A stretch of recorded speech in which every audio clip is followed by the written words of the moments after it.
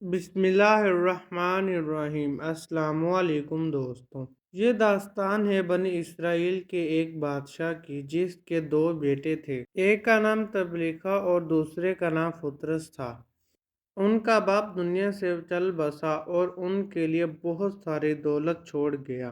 تبلیخا ایک مومن، مہربان اور غریبوں کی مدد کرنے والا تھا، لیکن فطرت دنیا پرست تھا۔ وہ نہ خدا کو قبول کرتا تھا اور نہ ہی قیامت کو، بس ہمیشہ اپنی دنیا کی چمک دھمک میں مگن رہتا تھا۔ ان دونوں بھائیوں کی داستان قرآن مجید کی سورۃ کہف کی آیت نمبر 32 سے 44 میں بیان کی گئی ہے۔ ان دونوں بھائیوں نے باپ کی وراثت میں سے اپنا اپنا حصہ لے لیا۔ تبلیغہ نے باپ کی دولت کو آخرت کے لیے پل قرار دیا اور ضرورت مندوں کی ضرورت پوری کرنے کے لیے اس دولت سے ان کی مدد کرتا، لیکن فترس ہمیشہ عیاشی میں مگن رہا اور اپنی دولت میں اضافہ کرتا رہا۔ وہ ضرورت مندوں کو کچھ بھی نہیں دیتا تھا۔ فترس نے اپنے مال سے دو بہت بڑے انگوروں کے باغ لگائے اور ان کے ارد گرد کھجوروں کے درخت تھے اور ان کے درمیان ایک زرعی تھی۔ ان زرعی اور باغات کو سیراب کرنے کے لیے ایک ندی جاری رہتی تھی۔ اس زمین میں ہر قسم کی فصل وافر مقدار میں پیدا ہوتی تھی۔ فترس خدا کا شکر کرنے کے بجائے غرور اور تکبر سے سوچتا کہ وہ اپنے بھائی پر برتری رکھتا ہے۔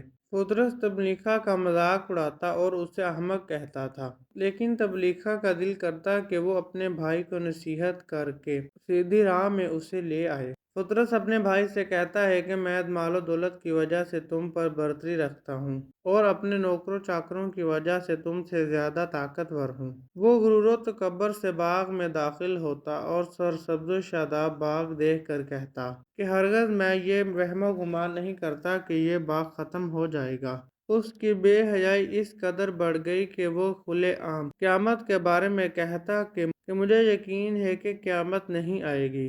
اگر قیامت ہو تو میں اپنے پروردگار کی طرف لوٹ جاؤں تو ادھر بھی مجھے بہترین جگہ ملے گی۔ وہ سوچتا کہ وہ اب دنیا میں صاحب حیثیت ہے، اگر قیامت آئے گی تو اب وہ اپنے خدا کے ہاں بھی اچھی جگہ پائے گا۔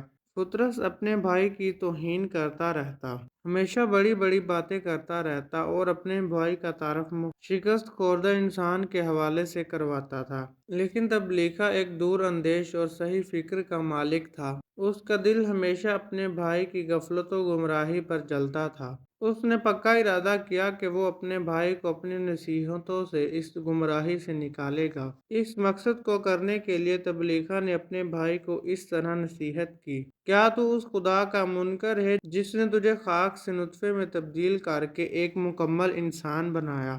لیکن میں وہ ہوں، میرا پروردگار اللہ سبحانہ و تعالیٰ ہے اور میں اللہ سبحانہ و تعالیٰ کے ساتھ کوئی بھی شریک نہیں ٹھہراتا۔ جب باغ میں داخل ہوتے ہو تو کیوں نہیں کہتے ماشاءاللہ، یہ وہی نعمت ہے جسے خدا نے چاہا ہے، ہر قسم کی قدرت و طاقت اس کی جانب سے ہے۔ اگر تم یہ دیکھتے ہو کہ مال و اولاد کی حیثیت سے میں تم سے کم ہوں تو یہ کوئی بڑی بات نہیں ہے، شاید میرا پروردگار مجھے تیرے باغ سے کوئی بہتر چیز عطا کرے اور تیری اکڑ ختم کرنے کے لیے آسمان سے حساب شدہ بلا نازل کرے اور یہاں کا پانی زمین میں اس قدر نیچے چلے جائے کہ ہرگز تجھے اس پر رسائی نہ حاصل ہو سکے۔ فترس نے اپنے بھائی کی نصیحت کو ذرا بھی نہیں سمجھا اور اپنے کام پر چل پڑا۔ وہ غریب اور مسکین کسی کا بھی حق ادا نہیں کرتا تھا اور کسی کو بھی اس سے امید نہیں تھی کہ وہ کسی کے ساتھ اچھا برتاؤ کرے گا۔ اللہ سبحانہ و تعالیٰ نے اس شخص پر اپنا غضب نازل کیا۔ ایک رات فترس سو رہا تھا کہ آدھی رات کے وقت آسمانی بجلی گری اور اس کا باغ راکھ میں تبدیل ہو گیا۔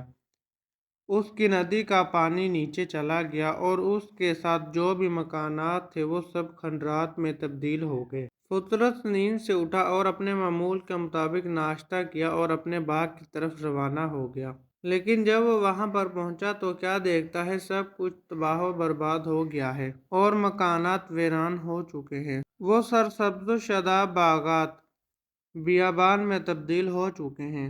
اب وہ اس بات کی طرف توجہ ہوا کہ جو کچھ اس کا بھائی کہتا تھا وہ حقیقت تھی، لیکن افسوس اس نے اپنے بھائی کی نصیحتوں کو نہ سنا۔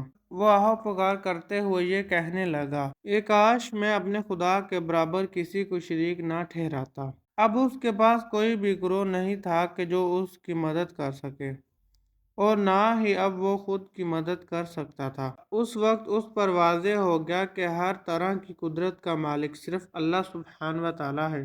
وہی بہتر انجام دینے والا ہے۔ اب اس کے پاس مال و ثروت باقی نہیں رہا تھا کہ جسے وہ آخرت کے لیے پل قرار دے۔ یہ اس شخص کا واقعہ جس نے حساب و کتاب سے دوری کر رکھی تھی، خواہشات نفس کے علاوہ کسی اور چیز پر غور و فکر نہیں کرتا تھا۔ اس کا بھائی خدا اور قیامت پر بھروسہ رکھتا تھا، اس لیے وہ دونوں جہانوں میں کامیاب ہو گیا۔ اللہ سبحانہ و تعالی ہمیں بھی اپنی زندگی میں ضرورت مندوں پر خرچ کرنے کی توفیق عطا فرمائے، آمین۔ دوستوں، میں امید کرتا ہوں کہ آپ کو ویڈیو اچھی لگی ہوگی۔ اگر اچھی لگی ہے تو میرے چینل کو سبسکرائب کیجیے۔ ملے گی انشاءاللہ نیکسٹ ویڈیو میں، تب تک کے لیے اللہ حافظ۔